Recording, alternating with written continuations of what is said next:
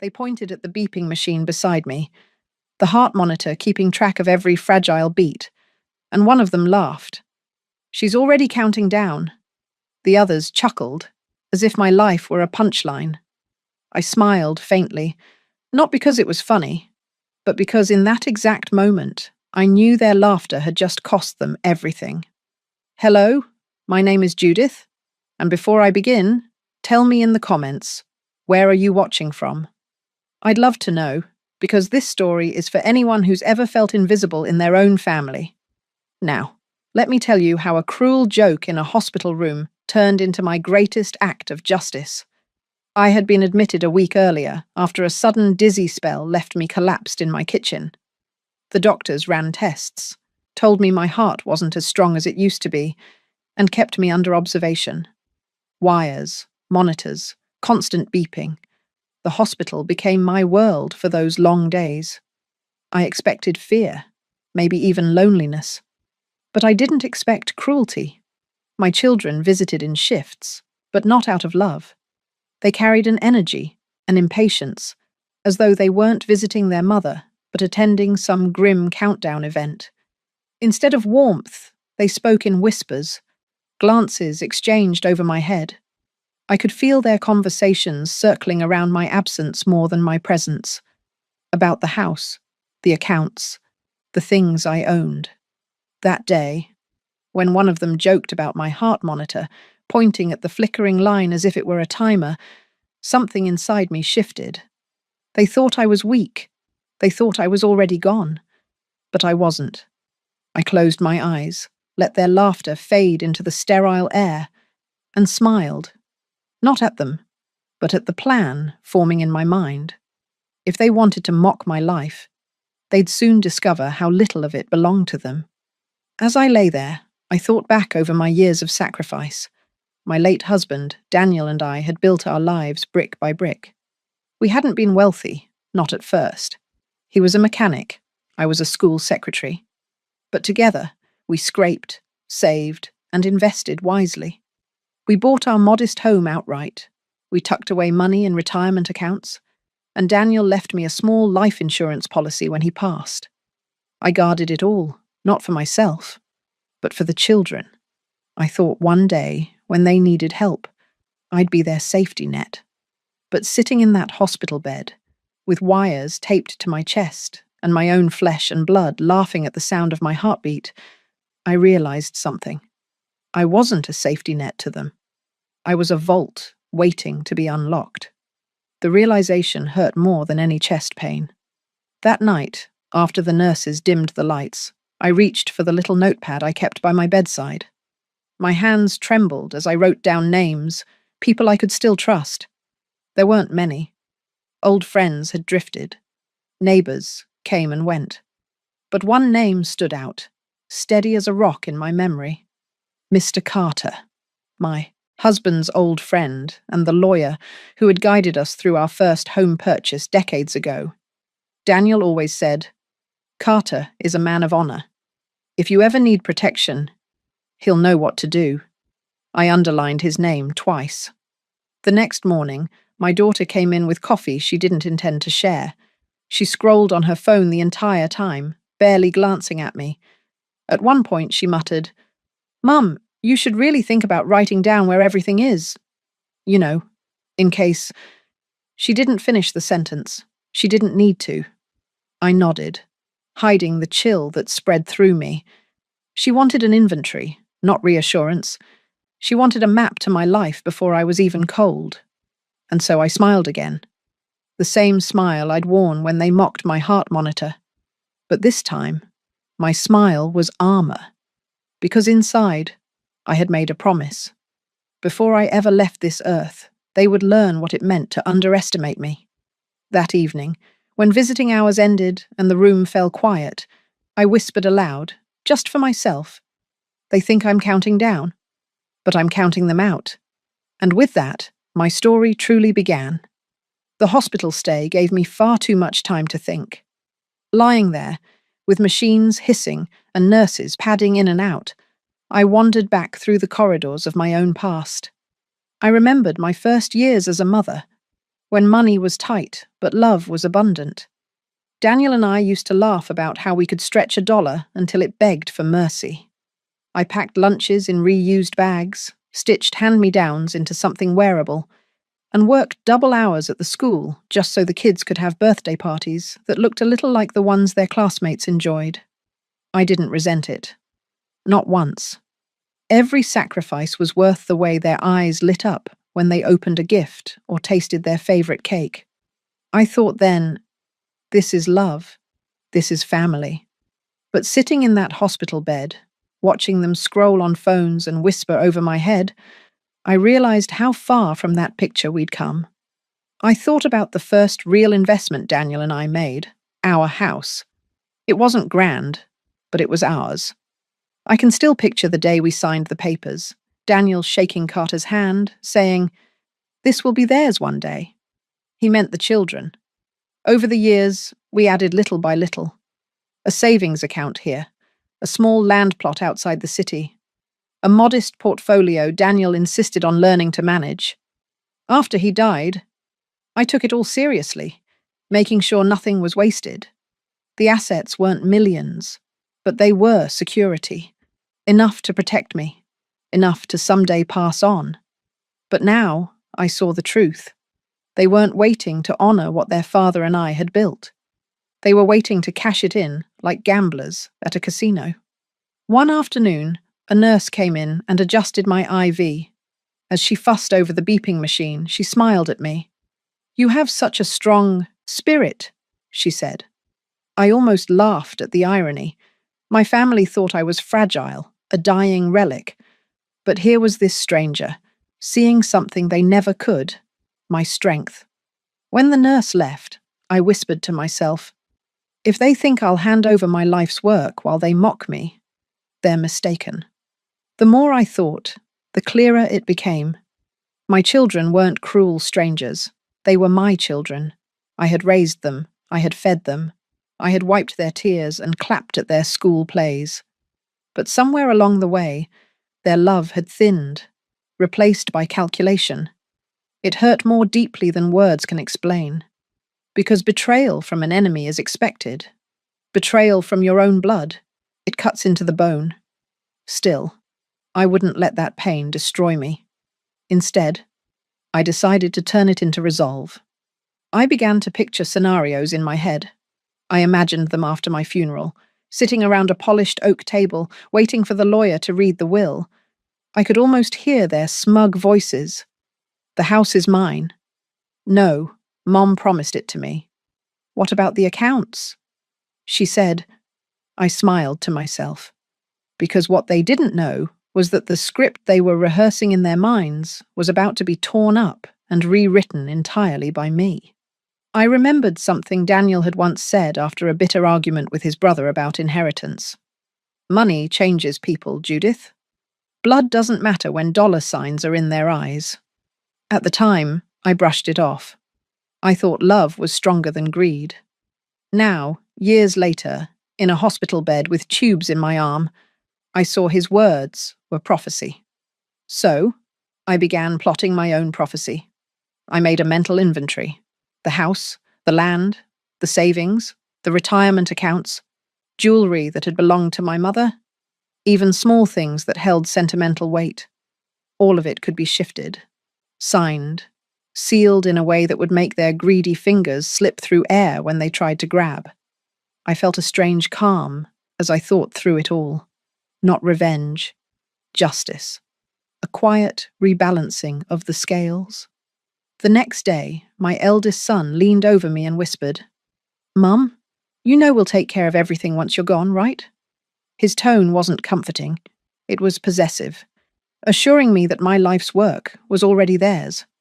I looked at him, let the corner of my mouth twitch into that same secret smile I'd worn before, and whispered back, "Oh, I know." If only he knew what I really meant. That night, staring at the ceiling tiles, I felt something ignite inside me. I wasn't just recovering from an illness, I was awakening. My heart might have been monitored, but my mind was racing, sharper than it had been in years. And somewhere deep inside, I felt Daniel with me, steadying my resolve. Do it, Judith. Protect what we built. Protect yourself. So I decided. As soon as I was discharged, I would call Carter. I would make the changes. And my children would never see it coming. The day they wheeled me out of the hospital, I felt a quiet strength return. My body was weaker, yes. Slower steps, a little dizziness still lingering. But my spirit carried me like a hidden engine. I didn't tell my children when I'd be discharged. Let them think I needed them. Let them believe I was fragile. I called a cab, gave the driver my address, and the moment I settled into the back seat, I slipped my phone out and dialed the number I hadn't used in years. Mr. Carter. His voice came through warm and steady, as if no time had passed. Judith? My goodness. It's been a while, I swallowed hard, lowering my voice. Carter, I need your help. And I need it kept quiet. There was a pause. Then that old lawyer's calm returned. Say no more. When can you come in? The very next morning, I sat in his office. The smell of leather-bound books, old wood polish, and faint coffee comforted me more than any hospital machine had. Carter looked older, grey hair thinner now, but his eyes hadn't changed. They were sharp, the eyes of a man who had seen too many families torn apart by greed. I told him everything. The hospital stay, the laughter, the way my children hovered not out of care but calculation. I didn't cry. I'd shed enough tears in silence. But my voice trembled when I said, Carter, they're counting the days until I die. I want them to count empty-handed. He leaned forward, folding his hands. Then we must move quickly. We started with the house. Carter pulled out files, tapped the desk. Right now, it's in all your children's expectations, if not in writing. We changed that. We drafted papers to move the deed solely under my control. No shared claims, no promises. Then we talked about the land plot outside town. Easily transferred into trust, Carter said, adjusting his glasses. Irrevocable. They won't touch it. Next came the savings accounts. Carter helped me set up a living trust with me as the trustee. My children? Excluded. If anything happened, the funds would bypass them entirely. Finally, we went through the smaller details. Jewelry, heirlooms, a box of coins Daniel had collected over the years. Every item has value, Judith, Carter reminded me. Don't underestimate their hunger. By the end of the day, a fortress had been built. Not of bricks, but of documents, signatures, and sealed envelopes. As I signed the last page, my hand shook slightly. Carter reached over, steadying it. You're doing the right thing, he said softly. I nodded, exhaling. This isn't revenge, Carter. It's protection. Protection from the people who should have been protecting me. Walking out of that office, I felt lighter than I had in years. My children thought they had time on their side. But what they didn't realize was that time belonged to me. Each hour I lived was another hour I rewrote the script of their future. That evening, I returned home to a quiet house. I sat in Daniel's old chair, the leather worn from his years of use, and stared at the pictures on the mantel. Weddings, birthdays, Christmas mornings. Smiling faces frozen in time before greed had sharpened them. I wondered, when did love fade into entitlement? When did my children stop seeing me as a mother and start seeing me as a bank? The questions burned, but I pushed them aside. Reflection wouldn't save me. Action already had. The very next day, my youngest son stopped by unannounced. He carried grocery bags, set them down on the counter and said, I thought you might need help, Mom. But his eyes darted around the kitchen, pausing at the mail stack, the drawers, the cabinet where I kept important documents. He wasn't there to help. He was scouting. I smiled, offering him tea. He chatted, asked subtle questions. So, have you ever thought about what you'd want us to do with the house? Do you have a will already drawn up? As if the words were casual. But his tone betrayed him. Inside, I almost laughed. He was fishing in an empty pond. When he left, I locked the door, leaned against it, and whispered, They don't know. They'll never know. until it's too late. That night, I tucked away the copies of my trust documents in a fireproof safe Daniel had once bought. On top, I placed an old photograph of us, young and smiling, the day we bought the house. A reminder. This was built with love, and I would guard it with the same. The plan was in motion now. The assets were secure. My children still laughed in their arrogance, still circled like vultures around what they thought was their inheritance. But the trap had been set, and the day they came to claim their imagined fortune, they would learn just how sharp a mother's quiet justice could be.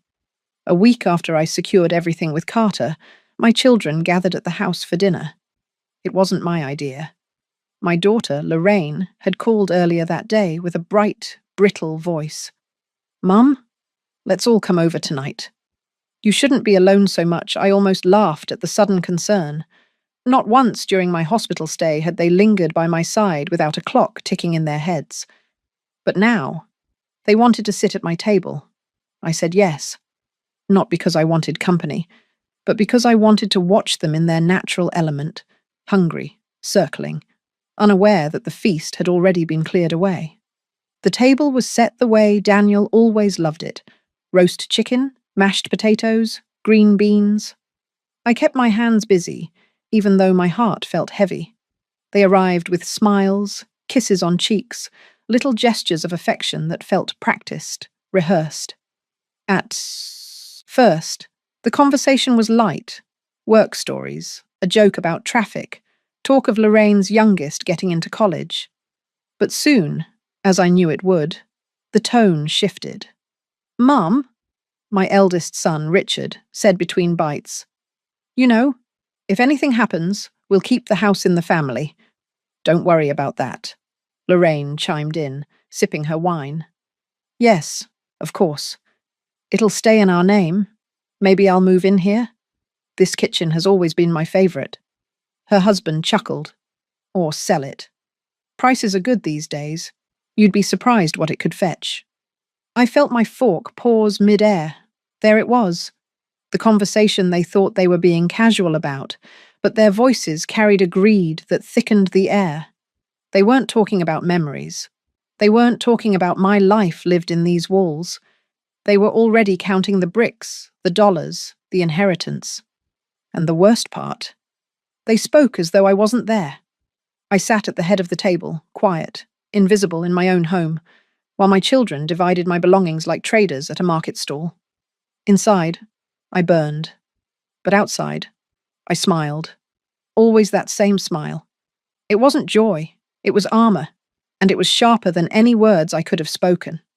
At one point, Lorraine turned to me, her voice softening. "Mum, you know we only want the best for you. But it would make things easier if you wrote things down, like who gets what. That way, no fights later." I met her eyes, steady.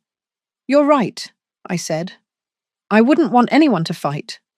She relaxed, thinking she'd nudged me towards surrender. If only she knew that the papers were already signed, sealed, and locked away. Documents that cut her completely out. After dessert, my youngest, Michael, leaned back in his chair and sighed. "You've done well, Mum. We'll be okay when the time comes, when the time comes."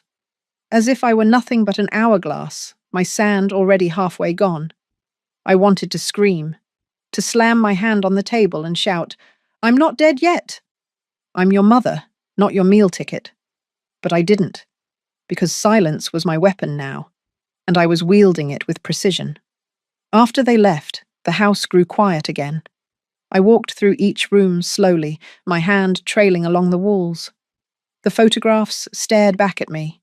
Daniel holding our first baby, Christmas mornings, birthdays with icing-smeared smiles.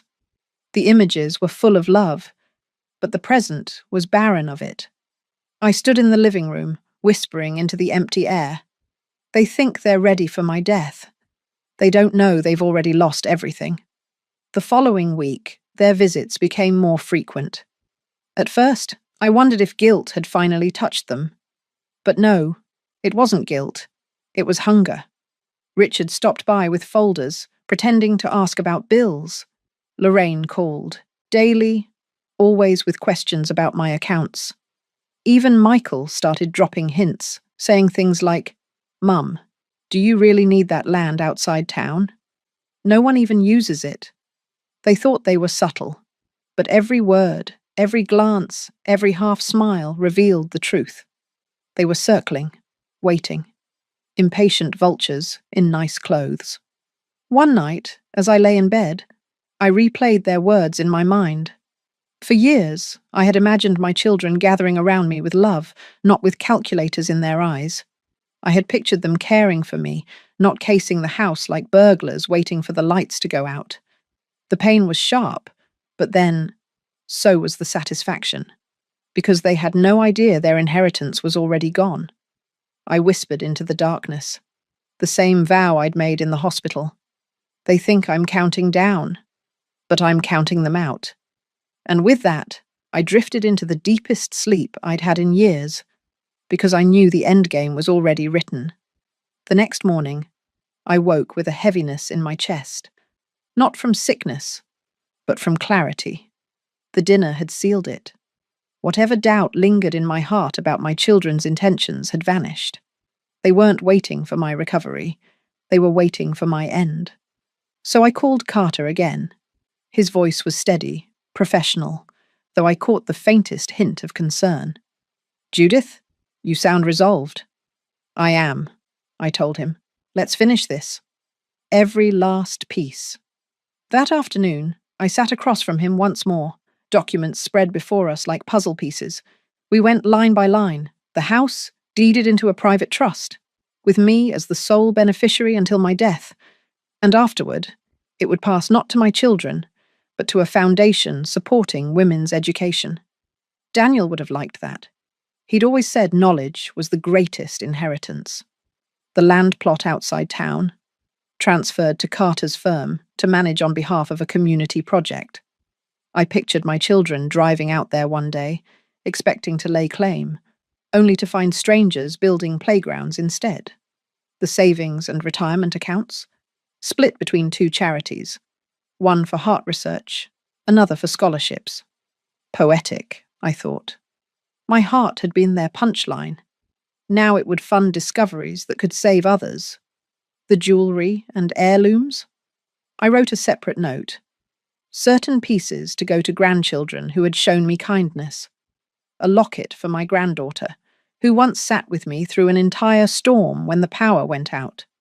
A pocket watch to my grandson, who still visited me without asking for anything. The rest, auctioned, proceeds donated. And lastly, the letters. I asked Carter to draw up a clause. Every one of my children would receive an envelope on the day of the will reading. Inside, they would find not a check, not a deed, but my words. That night, at my desk by the window, I began writing them by hand. "Tusi, Richard," I wrote, "you were my firstborn. I once believed you'd always protect me, but at the hospital, when you laughed instead of holding my hand, I realized I had to protect myself instead. To Lorraine, my daughter, you always loved pretty things. I gave you dresses, dolls, a wedding you never had to pay for. But when you sat at my table and divided my home before I had even left it, you showed me that nothing I gave was enough. To Michael, my youngest, you had the softest heart once. I held you when you cried. I defended you when you faltered. But greed has a way of hardening even the tenderest souls. You asked me about my land, as if I were already gone. So I decided, you will have no land to ask about.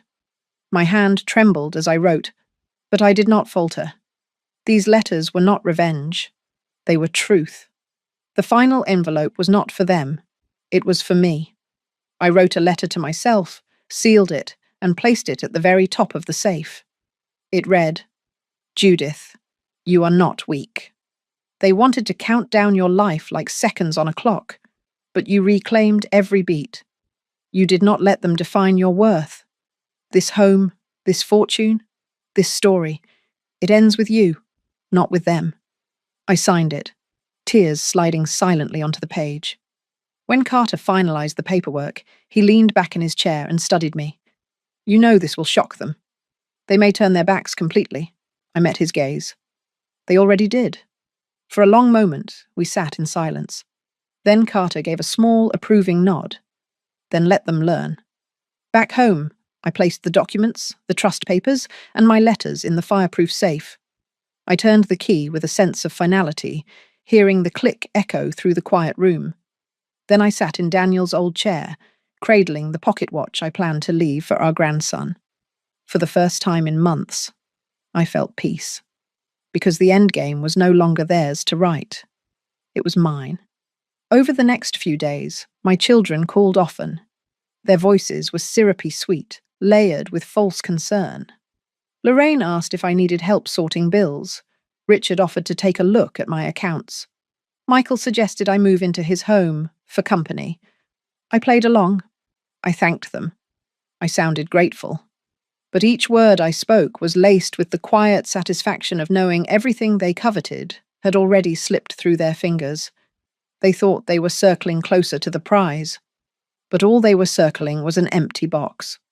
I slept better than I had in years. Not because I trusted my family, but because I no longer needed to. And as I drifted off each night, I heard Daniel's voice in my heart. You did it, Judith. You protected what mattered most. It was a Sunday afternoon when the storm finally broke. Lorraine had called me earlier in the week with a bright tone that barely concealed her urgency. Mom, we should all meet. Go over things, so we're prepared? Prepared. That word again. Always planning, always waiting. I agreed, though not for the reasons she hoped. Yes, I said softly, let's meet. But Carter will be there too. There was a pause on the line, then forced cheer. Oh, good idea. Legal clarity, I could almost hear the calculation in her voice. They thought the feast was about to be served. The day arrived grey and heavy, the kind of weather that makes the air feel thick. My children came in one by one, faces arranged in masks of solemn concern. Richard carried a folder, Lorraine a notebook, Michael his restless energy. They sat around my dining table, the same one that had once been covered in birthday cakes and Christmas hams. Now it was bare, waiting. When Carter entered, briefcase in hand, I saw Richard straighten. Lorraine's eyes gleam, Michael's jaw tighten. They thought this was it, the reading of their victory. I sat at the head of the table, calm, hands folded. Carter began without flourish. His voice was measured, professional. Mrs. Judith Anderson, he said, using my full name, has requested I clarify the distribution of her assets and estate. Richard leaned forward eagerly. Lorraine's pen hovered over the page. Michael's leg bounced under the table. Carter opened the first folder. The family home, located on Hawthorne Street, has been placed in a private trust. Upon Mrs. Anderson's passing, it will not pass to any of her children, but instead will be transferred to the Hawthorne Foundation for Women's Education. The silence was immediate. Then, what? Lorraine's voice cracked. No, that can't be right. Carter didn't flinch. The paperwork is signed and filed. It is final. Richard slammed his palm on the table. This house belongs to us. Dad always said. Carter interrupted smoothly. Your father left the property solely to your mother? What she does with it is her legal right. Lorraine's pen slipped from her fingers. Michael leaned back, eyes narrowing. Carter continued. The land plot outside of town has been placed in management under a community project. The savings and retirement accounts have been secured in a living trust, designated to medical research and educational scholarships. Jewelry and heirlooms have been divided only among grandchildren named in sealed letters. Richard's face flushed red. Lorraine's lips trembled.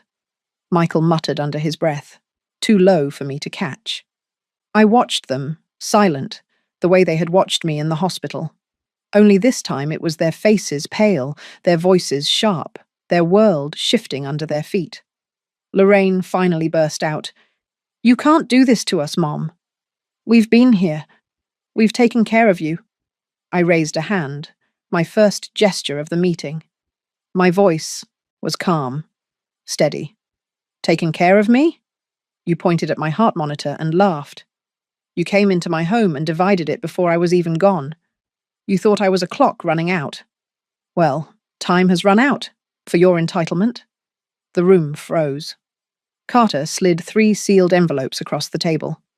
From your mother. In her own words, they hesitated before opening them, but when they did, the silence grew heavier still. I watched their eyes scan the lines I had written, their lips tightening, shoulders stiffening. Richard's face turned stone. Lorraine's cheeks flushed crimson. Michael's hands shook. Tears welled in my eyes, but not from regret, from release. Finally, they were hearing me, not my laughter, not my silence, but my truth. Richard stood abruptly, pushing his chair back so hard it scraped the floor. This is betrayal. I looked up at him, my voice low. No, this is Justice. Lorraine began to sob, not out of loss of me, but out of loss of what she thought was hers. Michael stormed out, muttering curses under his breath. Carter gathered his papers calmly, as though he'd seen this scene 100 times before. He turned to me. Shall I walk you to the porch, Judith? I shook my head. No, Carter. I think I'll sit here a while. Let the house remember who it truly belonged to. When the door slammed shut behind them, I sat in the silence. The dining table, the photographs, the walls, they all felt lighter, freer. My children had come expecting treasure. They left with paper cuts and the sting of truth. I leaned back in my chair, closing my eyes. For the first time in decades, I didn't feel owned by anyone's expectations. My life was mine again. And I thought to myself, they pointed at my heart monitor, mocking my countdown.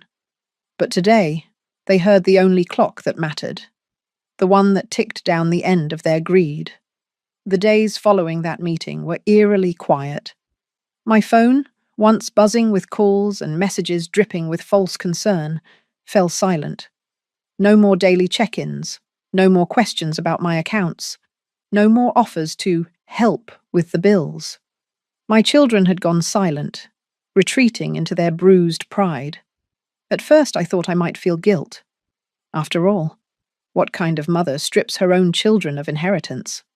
But as I moved through my home, making tea in the morning light, tending to the small garden Daniel once loved, I felt no shame, only peace. Because what I had given them over the years, the sacrifices, the sleepless nights, the meals skipped so they could eat better, those things could never be measured in deeds or dollar signs. They had already received the richest inheritance I could ever give, a childhood cushioned with love.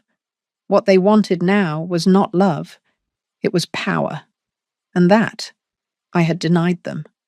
The first call came from Richard. His voice was hard, clipped. You humiliated us, he said. In front of a lawyer, no less. Do you know how we looked? I let the silence hang a moment before replying. Richard, you weren't humiliated by me. You were exposed by yourselves. I just held up the mirror. He cursed under his breath, then hung up. That was the last time I heard his voice. Lorraine tried a softer approach. She came by one afternoon, her face blotchy from tears. She carried a pie, the way she used to in college when she wanted something. Mum, she said at the door, we can fix this. Change the papers. You don't really want to cut us out, do you? I looked at her.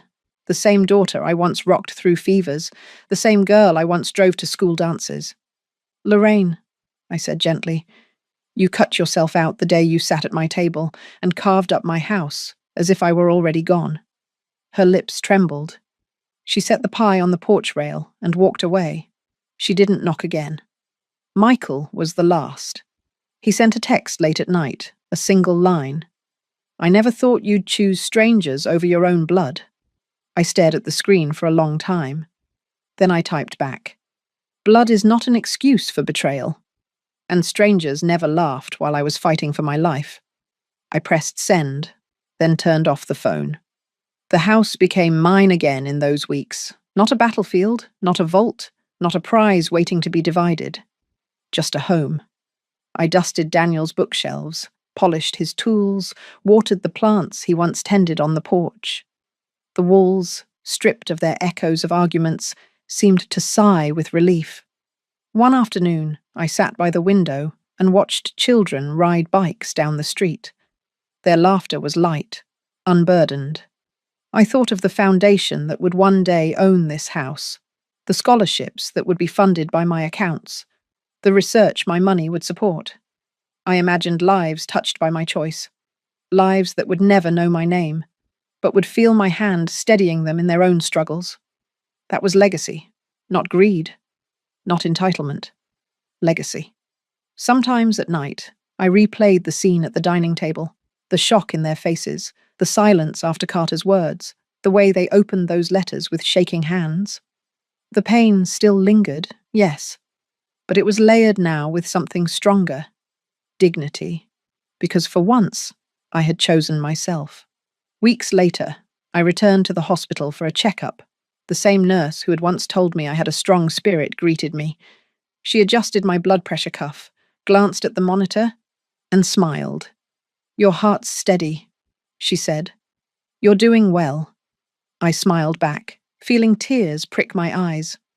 My heart is steady, I thought, because it no longer beats under the weight of betrayal.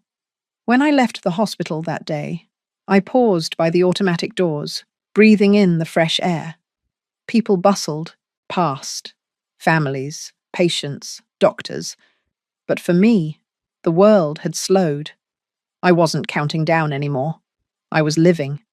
And somewhere, I knew my children were still fuming, still plotting, still stewing in their bitterness. But their anger no longer had claws in me. They could rage. They could curse my name. They could call me cruel. But none of it mattered, because I had written the ending to my own story. That night, sitting by Daniel's chair with a cup of tea, I whispered into the stillness.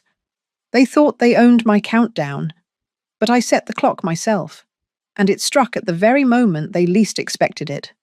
The house was quiet, but in that silence, I felt Daniel beside me, not as a memory, but as strength. And with that, I knew the story wasn't about loss. It was about freedom. It was nearly a month later when I heard the knock. I opened the door to find Michael, my youngest, standing on the porch. His face was drawn, eyes tired, but not with remorse, with desperation. "Mum," he began, voice low, "I'm sorry. We handled things badly, but maybe you could reconsider? Change the papers, just for us?" There it was. Not an apology for the cruelty, not a plea for forgiveness. A bargain. I studied him for a long moment. The boy I once carried on my hip was gone. In his place stood a man blinded by greed. "Michael," I said quietly, "I didn't take anything from you. I simply gave away what was mine. What you lost was never yours to begin with." His mouth opened, then closed. For the first time, he had no words. He turned, shoulders heavy, and walked away down the steps. I closed the door gently behind him and leaned against it.